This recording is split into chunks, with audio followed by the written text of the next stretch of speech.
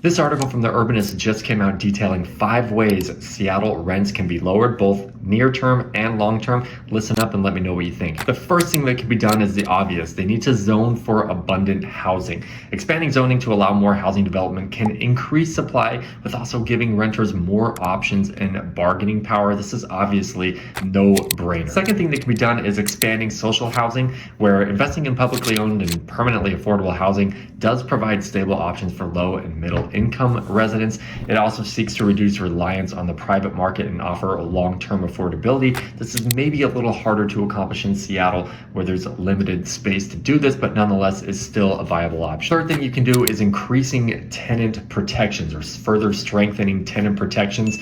This, I'd argue, I don't know if you could do any more of this. I would actually argue the latter needs to be done with it, strengthening landlord protections, because things are too pro-tenant friendly, in my opinion. But as long as you can protect tenants from the bad apple landlords, that's obviously a good thing, but you also need to offer equal protection to landlords from the bad apple tenants as too. Fourth thing you can do is increasing rental assistance. This is more for the people who are on the verge of maybe being delinquent in their rent, being on the verge of eviction. Providing access to funds to help them keep afloat is one thing we can do as a city as well. And fifth is the implementing of a vacancy tax. This is taxing vacant properties that just sit there unoccupied. Now, I know this is a big thing in maybe other areas. This is really not an issue in the Seattle area. Vacancy rates are extremely low here. People do not buy properties and just keep them vacant, despite what people not in the industry think. This was a big problem in Vancouver, BC,